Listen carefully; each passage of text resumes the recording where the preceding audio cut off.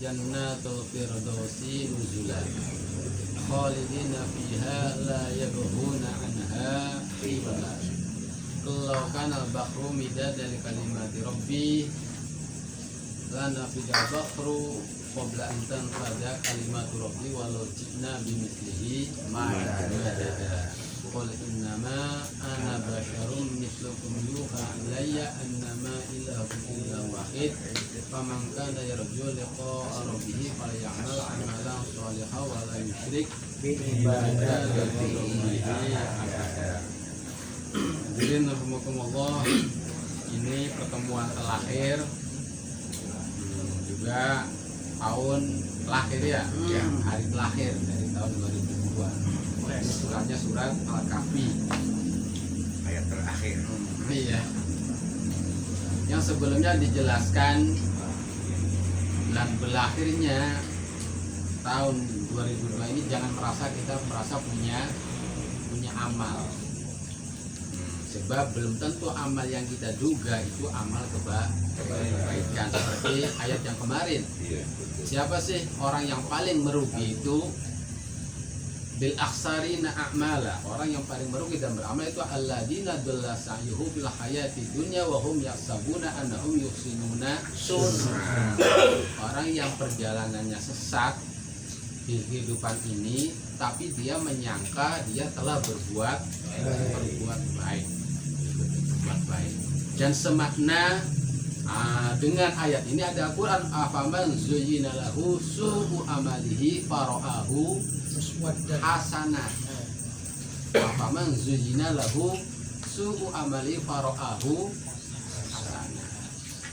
Zuyyina lahu su'u amalihi, dia dihiasi amalnya itu jelek, tapi fara'ahu hasanah, dia menganggap amalnya hanya baik. Itu hakikatul hasoroh, hakikat daripada kerugian. Merasa dia adil, ternyata di pandangan Allah tidak adil. Merasa dia udah tawadu, padahal sih kata Allah tidak tawadu. Merasa dia dalam petunjuk, ternyata Allah menganggap dia dalam kesesatan. Merasa dia orang yang berbaik hati, hatinya lembut, ternyata oleh pandangan Allah dia hatinya itu banyak sekali itu hal seperti itu. Maka tidak ada alasan kita merasa lebih baik dari orang lain. Dengan ayat ini cukuplah sebenarnya itu.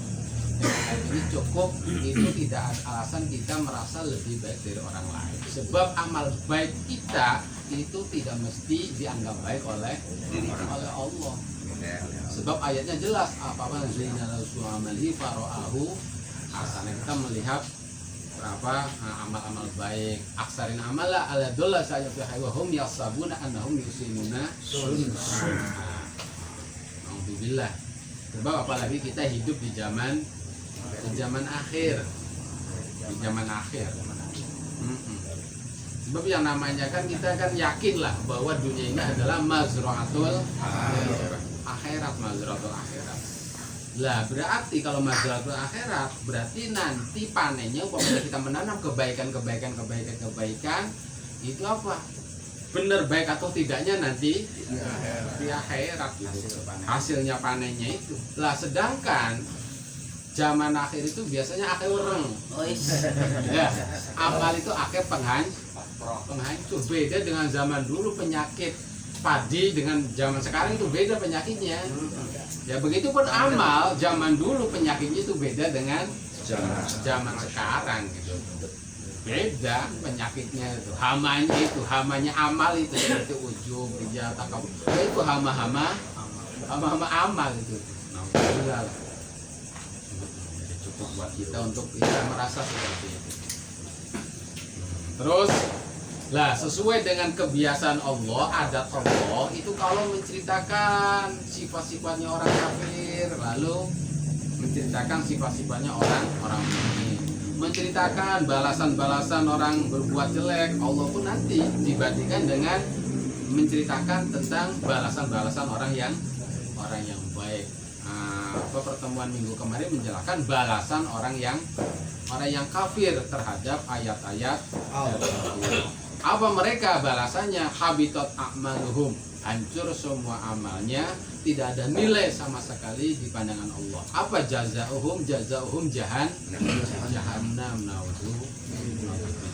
Lalu kebandingannya, alladzina innalladzina amanu wa amilus sholihat. Sesungguhnya orang-orang yang beriman, nggak cuma beriman saja, dia juga mengamalkan banyak amal-amal soleh, maka balasan mereka adalah jannatul firdaus. Lah, makanya umpamanya kita minta surga, itu mintalah surga firdaus. Jadi ya harus surga firdaus, minta umpamanya dikasihnya surga Aden yang nerima gitu. Oh, kamu juga firdaus amalnya segitu, Jannatul Naim saja yang nerima, nggak apa-apa ya. Tapi minta tetap firdaus. Surga firdaus semuanya dikasih, Jannatul Aden yang nerima gitu. Jannatul Naim yang nerima. Terus jannah apa lagi? Jannatul Ma'wa yang nerima. Udah, pokoknya kalau minta Jannatul Firdaus.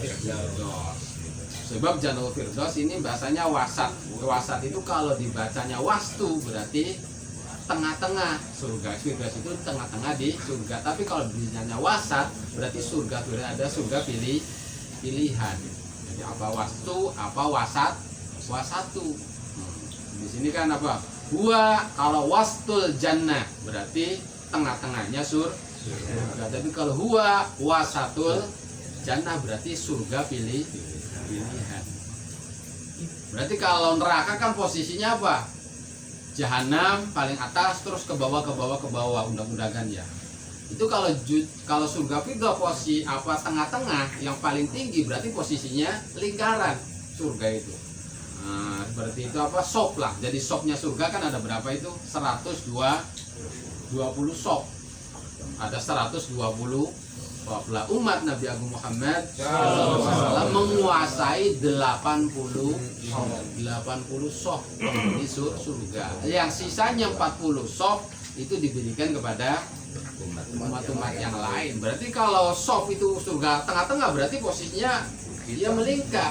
Nanti yang tengah-tengah itu adalah paling tinggi, paling mewah, yaitu surga firdaus gitu. Posisinya tuh sofnya itu berarti melingkar seperti Ka'bah gitu ya. Jadi kalau bangunan itu ya gitu. Nanti tengah-tengah itu surga firdaus. Atau kalau di mana wastu. Kalau di mananya wasat ya surga pilihan ya bisa banyak kemungkinannya. Mana soft itu? Apakah soft itu seperti ini? Soft kan macam-macam ya. Kalau soft sholat ya berusaha aja. Tapi kalau di dalam masjid, tapi kalau di Ka'bah soft sholat berarti melingkar. Jelas sih keterangan bahwa di surga itu ada 120 soft. Iya. Lah seperti yang namanya surga juga ada namanya firdaus, itu zamannya kan paradis ya, paradis. Kalau surga itu firdaus itu bahasa apa sih? Itu ada yang mengatakan bahasa Arab, ada yang mengatakan bahasa Ajam, ada yang mengatakan bahasa Romawi firdaus itu, ada yang mengatakan bahasa Persia, bahkan ada yang mengatakan bahasa Suryani. Nah, di Cirebon itu ada gedung film namanya Paradis. Betul. Itu tuh. Iya, Cirebon itu. Iya, namanya Paradis. Itu saya juga ya memang yang namanya firdaus itu nggak cuma orang Islam saja. Itu nama firdaus orang-orang non muslim juga ya, firdaus itu surga, nama surga. Makanya ada mengatakan bahasa Suryani, ada mengatakan bahasa Persia, ada mengatakan bahasa Romawi, ada mengatakan bahasa Arab gitu. Itu tahun berapa? Iya, Kudus.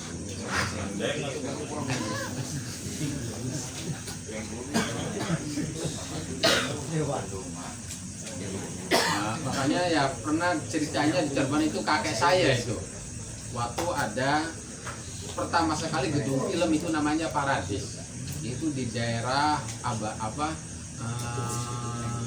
Jaga Satru, Pekalipan Jaga Satru itu. itu memang waktu itu orang-orang Islam itu terkecoh gitu tuh. Sebab namanya paradis gitu tuh. Firdaus paradis. Gitu tuh. Sampai orang ada tuh banyak pengen lihat, sampai yang anti TV, anti apa juga penasaran gitu. Itu tuh pengen nonton bioskop sebab namanya itu paradis itu. Nah, tapi sekarang udah hancur lah. Paradis di Nawang Gada. Lah, jadi orang-orang yang beriman dijanjikan oleh Allah dia dapatkan surga Firdaus. Dan Nabi menyuruh kita kalau minta surga, mintalah surga Firdaus. Nanti surga Firdaus sudah di tempat tinggal kita. Khalidina fiha la yabghuna anha khiwala. Dan kita akan abadi di sana. Dan kita sehabis masuk surga itu maka la yabghuna anha khiwala, ya udah kita tuh betah aja pokoknya mah. Nggak bakalan ya pengen keluar gitu, betah aja kalau udah di surga Firdaus itu. Kalau kan al-bahru midada kalimatu rabbi lana fidal bahru qabla an tanfada kalimatu rabbi walau jitna bimislihi madada. Katakan wahai kekasihku Muhammad sallallahu alaihi wasallam. La asbabun nuzul ini apa? Gara-gara ada seorang orang Yahudi, pendeta Yahudi. Dia mengkritiki tentang Al-Qur'an sebagaimana dalam kitab tafsir Munir. Itu namanya Huyai bin Akhtab.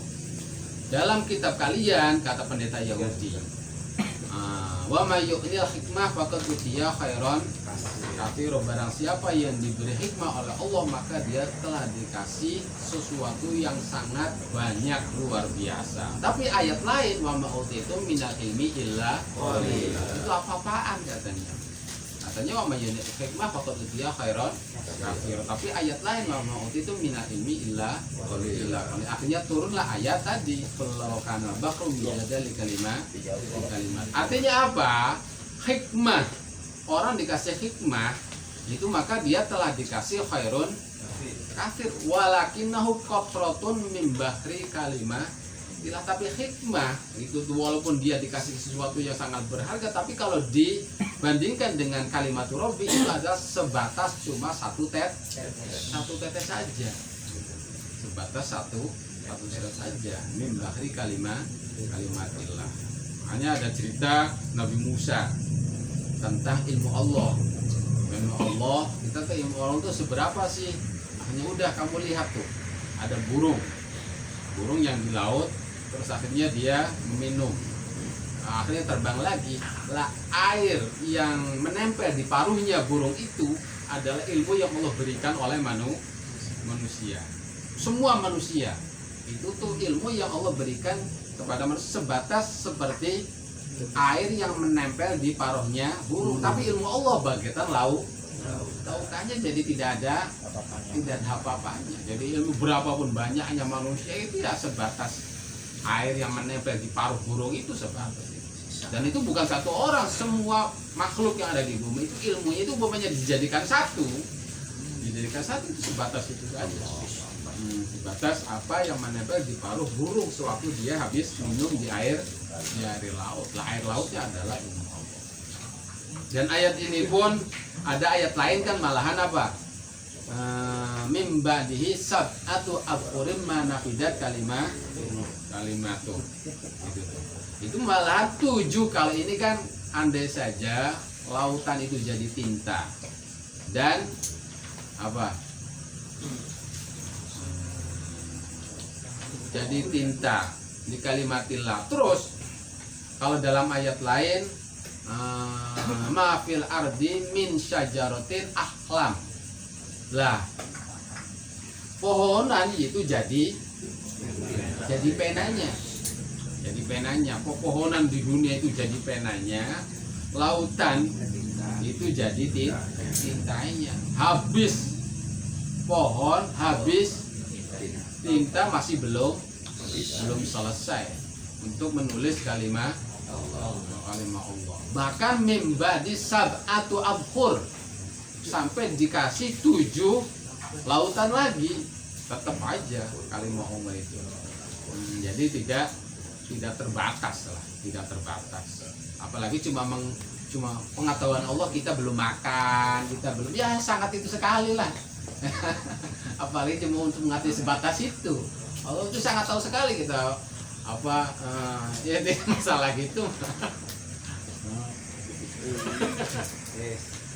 Jadi seakan-akan kalau lagi nasibnya jelek kan apa Allah lupa sama kita ya, apa dan lain benarnya mah ya enggak, apa tidak tahu ya, tidak seperti itu, sangat tahu sekali. Apakah Allah tidak mengasihi kita ya? Nah, sebab pengetahuan Allah itu lebih tahu daripada saya sendiri. Allah mengetahui diri kita melebihi taunya saya kepada diri kita sendiri. Allah mengasihi kita itu melebihi saya mengasihi diri saya sendiri, itu lebih itu. Saya kan mengasihi diri kita kan luar biasa ya, tapi Allah lebih itu, melebihi gitu. Pengetahuan Allah terhadap diri kita melebihi tahunya diri kita, jadi tenang baik. Gitu, sebab kita tuh punya Maula Al-Ghani yang sangat tahu kondisi kita, sangat kaya dengan tenang baik.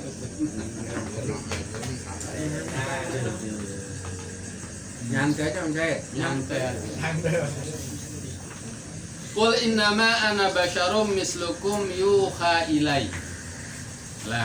Lalu sehabis diserukan Allah, kata di sini summa amara ta'ala sayyidina Muhammad sallallahu alaihi wasallam bi ayyasluka tariqatat tawaddu. Untuk Allah menyuruh dalam ayat ini, Allah menyuruh kita, Allah menyuruh Nabi kita untuk menempuh jalan tawaddu. Apa? Qul innama ana basyarum mislukum. Katakan wahai kekasihku, saya itu sebatas ana basyar, manusia seperti kalian. Dalam arti apa? Ela farqa baini wa bainakum bihasabil fitrah. Secara fitrah Nabi dan kita itu sama secara fitrah. Ela farqa baini wa bainakum bihasabil fitrah. Secara fitrahnya sama Nabi dengan kita itu innama ana basyarum mislukum yuha ilayya. Cuma bedanya Nabi itu yuha ilayya. Cuma Nabi diberikan wahyu, tapi secara fitrah itu Nabi sama.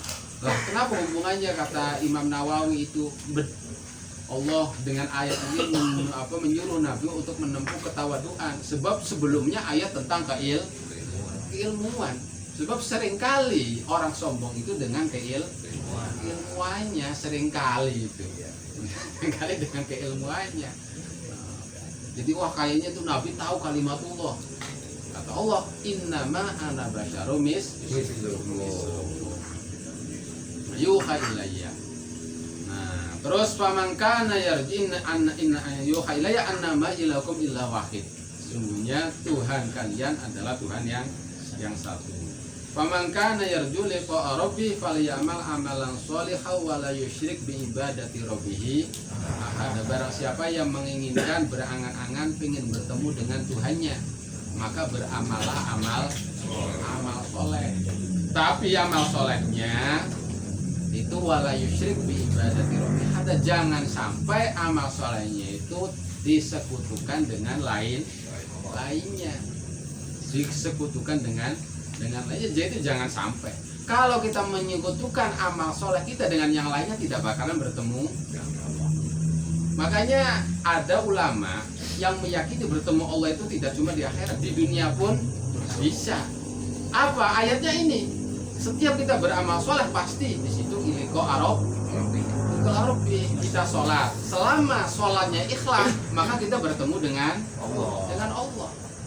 Kita sodakohnya ikhlas, berarti pasti dia akan bertemu dengan Allah. Itu perintah Allah, akan selalu bertemu dengan Allah, itu yakin. Kita senyum, ini itu bertemu dengan Allah. Oh ini. Tapi kalau beda, sholatnya kita udah dicampur dengan pengen dipuji, ya udah ketemunya bukan Allah, berarti pengennya dipujinya jadi. Kita sodakoh, kalau ikhlas pasti bertemu dengan Allah.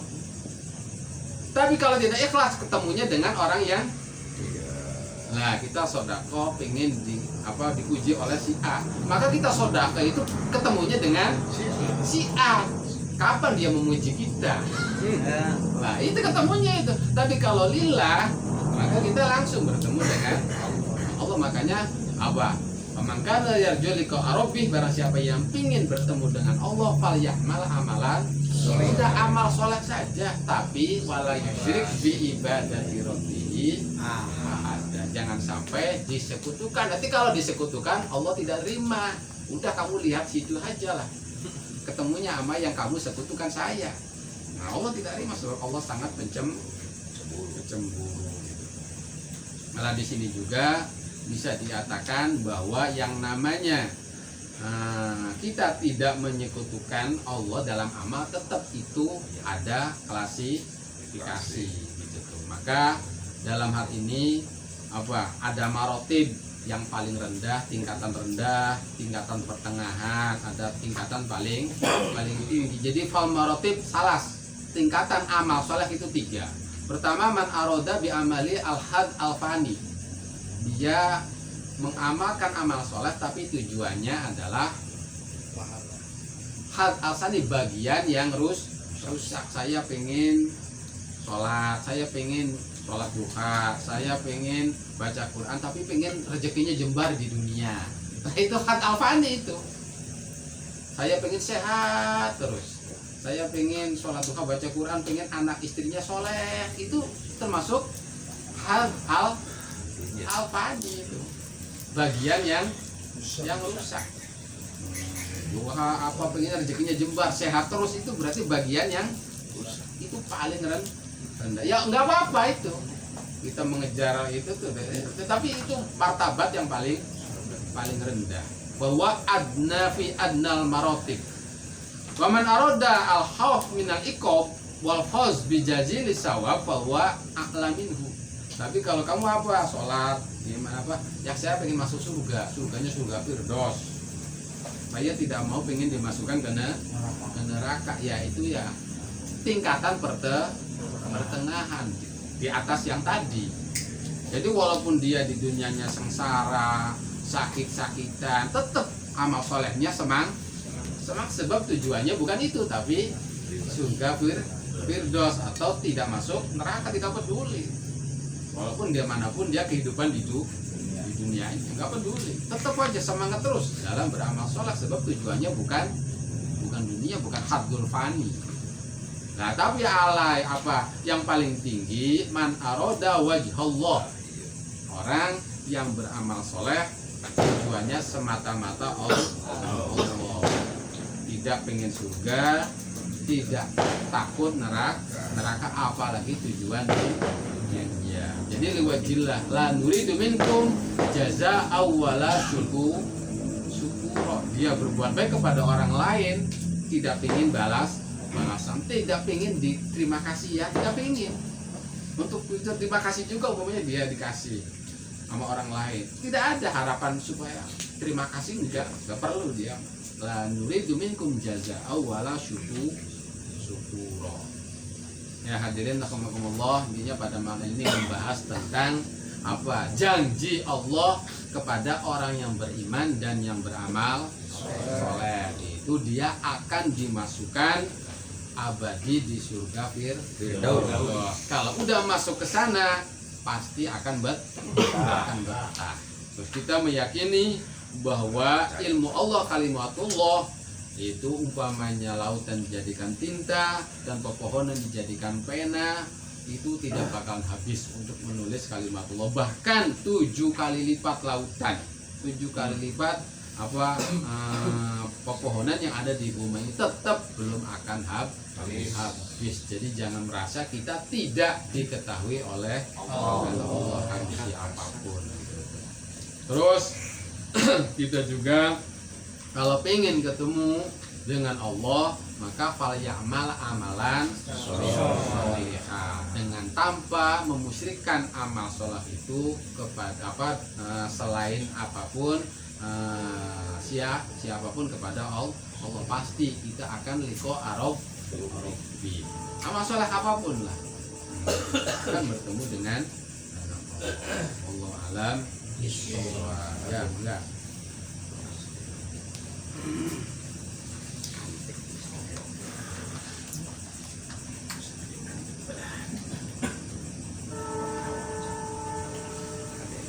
Bapak mulai. Yang lainnya dulu. Oh, Pak Edi, maka. Ngomongin lagi dulu. Hah? Ya wis, kawin di bayang. Ya, salah. Untuk menghargai diri kita sendiri tadi ya pembahasannya. Kadang-kadang orang baik tidak menghargai kebaikannya diri sendiri. Satu. Orang yang soleh tidak menghargai kesalahannya sendiri. Ini kan belajar menghargai diri kita sendiri. Kadang-kadang apakah kita pendidikan berjamaah, apakah kita harus menunjukkan